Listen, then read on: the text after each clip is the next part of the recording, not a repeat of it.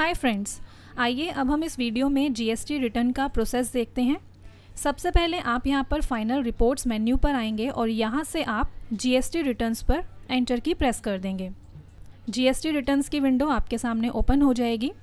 सबसे पहले आप यहां से जीएसपी मीन्स जीएसटी सुविधा प्रोवाइडर को सेलेक्ट करेंगे, लाइक जीएसपी कार्वी या जीएसपी बोट्री। जीएसपी जो है वो प्रोवाइडर होते हैं जो जीएसटी नेटवर्क से ऑथराइज्ड होते हैं, मतलब ये जीएसटी सिस्टम सर्वर और टैक्स पेयर्स के बीच इंटरमीडिएटर का काम करते हैं और ये टैक्स पेयर के डेटा को डायरेक्टली जीएसटी सिस्टम सर्वर पर ट्रांसफ़र करते हैं। अब सपोज़ हम यहाँ से जीएसपी कार्वी सेलेक्ट करते हैं। सबसे पहले आप यहाँ से लॉगिन क्रेडेंशियल्स पर एंटर की प्रेस करेंगे। देन आप यहाँ पर अपने जीएसटी के लॉगिन क्रेडेंशियल्स एंटर करेंगे। डिटेल्स फिल करने के बाद सिंपली आप यहाँ पर रजिस्टर पर क्लिक कर देंगे। रजिस्टर पर क्लिक करते ही आप जो है कार्वी के पोर्टल पर रजिस्टर हो जाएंगे। एक बात का आप यहाँ पर ये ध्यान देंगे कि इनवॉइसेस ऑनलाइन अपलोड करने के लिए आपको जो है इन डिटेल्स को फिल करना मैंडेटरी है। जैसे ही आप रजिस्टर पर क्लिक करेंगे, यहाँ पर ये आपसे पूछ रहा है are you sure to register as taxpayer, तो हम यहाँ से करते हैं येस। अगर आप यहाँ पर इन डिटेल्स को सेव करना चाहते हैं तो सिंपली आप यहाँ से सेव बटन पर क्लिक कर देंगे। अगर आप इन डिटेल्स में कुछ चेंजेस करना चाहते हैं तो यहाँ से आप एडिट पर क्लिक कर सकते हैं। इसके बाद अगर आप डायरेक्टली कार्वी के पोर्टल पर जाकर ही रजिस्ट्रेशन करना चाहते हैं तो यहाँ से आप रजिस्ट्रेशन को सेलेक्ट करेंगे। ये डायरेक्टली आपको जो है कार्वी के रजिस्ट्रेशन पेज पर ले जाएगा। इस तरीके का पेज आपके सामने ओपन हो जाएगा, मतलब कि ये डायरेक्टली आपको कार्वी के पोर्टल पर लेकर आ गया है और यहाँ से आप जो है रजिस्ट्रेशन कर सकते हैं। फिर आप यहाँ पर नीचे देखेंगे, यहाँ पर आपको एक ऑप्शन शो हो रहा है रजिस्टर एज, जिसमें आपके पास दो ऑप्शंस हैं, tax professional and tax payer. अगर आप सीए हैं तो आप यहाँ से टैक्स प्रोफेशनल सेलेक्ट करेंगे और अगर आप नॉर्मल पर्सन हैं तो यहाँ से आप सेलेक्ट करेंगे टैक्स पेयर और उसके बाद फिर आप सारी डिटेल्स को फिल करके सिंपली साइन अप पर क्लिक कर देंगे। इसके बाद लॉगिन करने के लिए सिंपली आप यहाँ से लॉगिन पर क्लिक करेंगे तो आप जो है कार्वी के लॉगिन पेज पर आ जाएंगे और अब आप यहाँ पर ईमेल आईडी और पासवर्ड एंटर करके लॉगिन कर लेंगे। फिर आप देखेंगे यहाँ पर नेक्स्ट है वीडियो एंड ट्यूटोरियल्स, यहाँ से आप वीडियो एंड ट्यूटोरियल्स देख सकते हैं। नेक्स्ट है कंपनी वेबसाइट। जैसे ही आप कंपनी वेबसाइट पर क्लिक करेंगे तो आप कार्वी की वेबसाइट पर आ जाएंगे, जैसे कि अभी आप स्क्रीन पर देख सकते हैं। इसके बाद अब आप जो है GSTR 1 पर आएंगे, जो कि आउटवर्ड सप्लाईज़ के लिए है, मींस सेल के लिए है। सिंपल वर्ड्स में आप ये समझ सकते हैं कि जो भी सेल्स और सर्विसेज की गई हैं उनकी समरी आप GSTR 1 में देख सकते हैं। तो हम यहाँ पर जो है इस पर एंटर प्रेस करते हैं। सबसे पहले आप पीरियड एंटर करेंगे, जिस डेट से जिस डेट तक की समरी आप व्यू करना चाहते हैं, और डेट एंटर करने के बाद सिंपली आप यहाँ से शो बटन पर क्लिक करेंगे। एक बात आप यहाँ पर ध्यान देंगे कि जो रोज़ यहाँ पर शो हो रही हैं वो GSTR रिटर्न 1 फॉर्मेट के अकॉर्डिंग शो हो रही है, मींस जो टर्मिनोलॉजी GST रिटर्न फॉर्म में यूज़ की गई है उसी के अकॉर्डिंग ही इसे डिज़ाइन किया गया है। अब जैसे कि आप देखेंगे यहाँ पर है B2B means business to business, यानी कि अगर आप रजिस्टर्ड डीलर हैं और जिसे आप सेल कर रहे हैं वो भी रजिस्टर्ड डीलर है तो सारी लोकल और इंटरस्टेट ट्रांजैक्शंस B2B में आएंगी। फिर आप देखेंगे यहाँ पर आपको नेक्स्ट कॉलम में शो हो रहा है काउंट, जिसमें आप देख सकते हैं यहाँ पर 12 शो हो रहा है, मींस जो भी B2B मतलब बिजनेस टू बिजनेस इंटरस्टेट या लोकल सेल की जितनी भी ट्रांजैक्शंस हैं वो यहाँ पर ये आपको काउंट करके शो कर रहा है। इसी के साथ आप यहाँ पर टैक्सेबल अमाउंट देख सकते हैं, फिर SGST, CGST, IGST, cess, total tax and invoice amount. फिर आप देखेंगे नेक्स्ट है B2C large invoice and B2C small invoice. B2C means business to customer, ये दोनों इंटरस्टेट सेल्स कंज्यूमर या अनरजिस्टर्ड डीलर से बिलोंग करते हैं।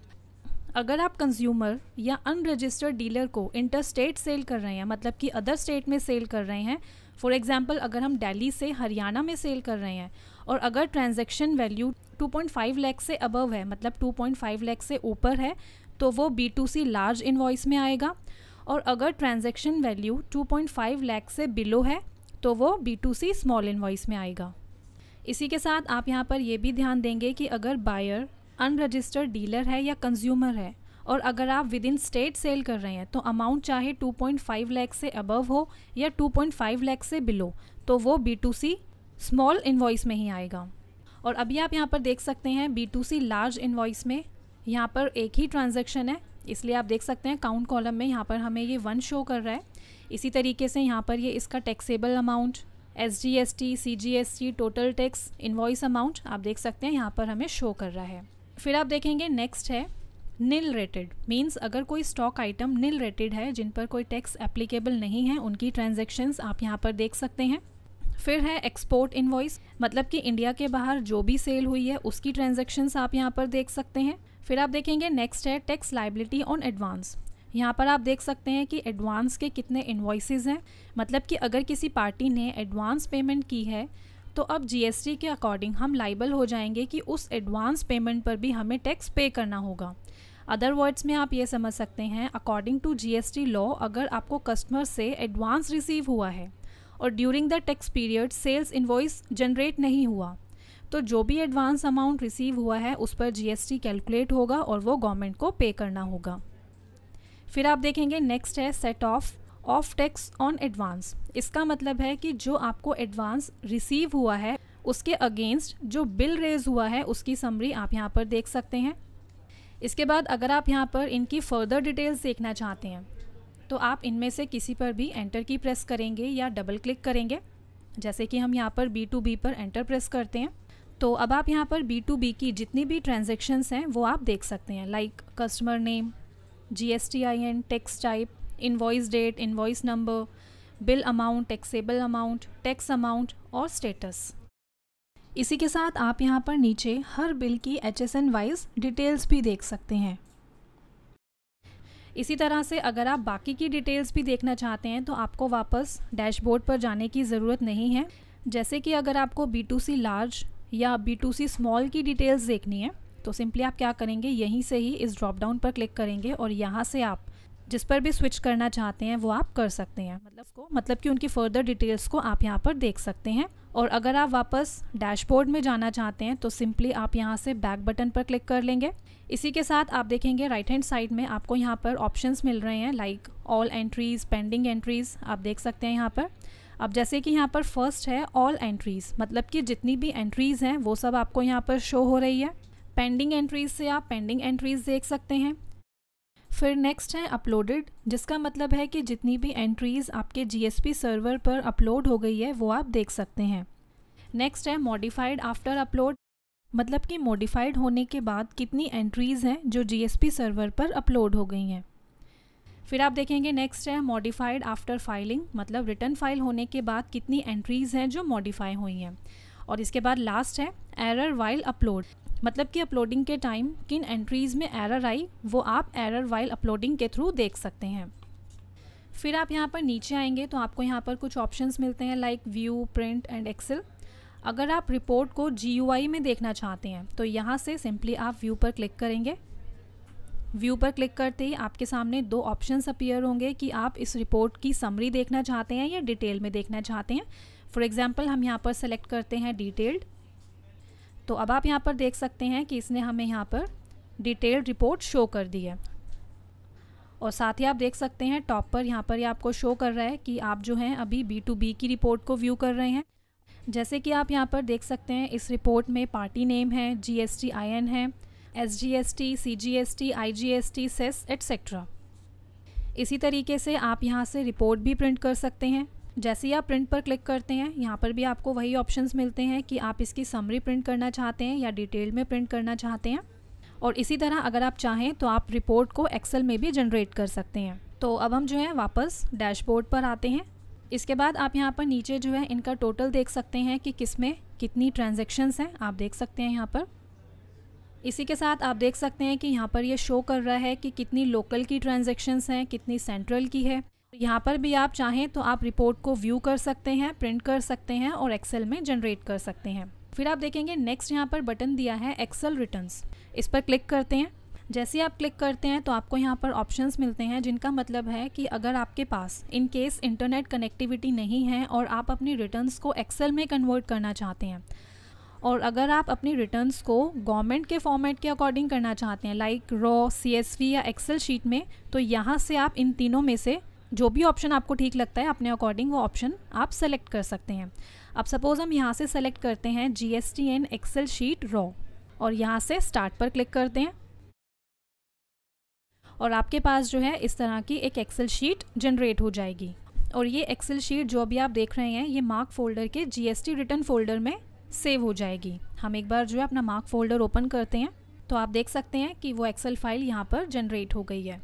और जब भी आपके पास इंटरनेट कनेक्टिविटी होती है तो आप गवर्नमेंट की वेबसाइट से www.gst.gov.in पर आएंगे और यहाँ से डाउनलोड्स पर क्लिक करेंगे। देन यहाँ से आप सेलेक्ट करेंगे offline tools, then returns offline tool. इसके बाद सिंपली आप यहाँ से डाउनलोड पर क्लिक कर देंगे। डाउनलोड करने के बाद आपके पास इस तरीके की एक जिप फाइल आएगी, इसे आप एक्सट्रैक्ट कर लेंगे। तो आप देख सकते हैं आपका GST ऑफलाइन टूल यहाँ पर आ गया है। फिर आप देखेंगे यहाँ पर नेक्स्ट है अपलोड ऑनलाइन। यहाँ से आप अपने इन्वॉइसेस को ऑनलाइन अपलोड कर सकते हैं। तो पहले हम यहाँ पर इस पर क्लिक करते हैं। तो अब आप यहाँ पर ऑनलाइन इन्वॉइस अपलोड स्टेटस को देख सकते हैं। जो इन्वॉइसेस सक्सेसफुली इंसर्ट हो गए हैं वो आप यहाँ पर देख सकते हैं और जो इंसर्ट नहीं हुए हैं वो यहाँ पर देख सकते हैं। इसी के साथ आप यहाँ पर डिस्क्रिप्शन भी देख सकते हैं। जो इन्वॉइसेस सक्सेसफुली इंसर्ट हो गए हैं आप डिस्क्रिप्शन बॉक्स में देख सकते हैं, उनके सामने शो हो रहा है सक्सेसफुली अपलोडेड। और जो इन्वॉइसेस ऑनलाइन अपलोड नहीं हुए हैं उनकी डिस्क्रिप्शन आप यहाँ पर देख सकते हैं कि इनमें क्या एरर्स हैं जिनकी वजह से ये इन्वॉइसेस अपलोड नहीं हुए हैं। और आप जो है इन एरर्स को देख के अपने इन्वॉइसेस को मॉडिफाई कर सकते हैं।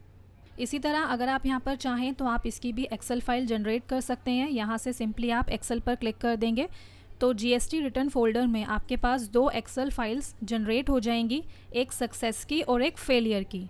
जो इन्वॉइसेस सक्सेसफुली इंसर्ट हो गए हैं वो सक्सेसफुली शीट में शो होंगे और जो इंसर्ट नहीं हुए हैं वो आप फेलियर वाली शीट में देख सकते हैं। हम एक बार जो है GST रिटर्न फोल्डर पर आते हैं जो कि मार्क फोल्डर में है। तो आप देख सकते हैं दोनों फाइल सक्सेस और फेलियर दोनों यहाँ पर जनरेट हो गई है। इसके बाद अब अगर आप यहाँ पर ट्रांजैक्शंस का स्टेटस देखना चाहते हैं तो पहले आप यहाँ पर इस विंडो को क्लोज़ करेंगे, देन यहाँ पर एंटर की प्रेस करेंगे।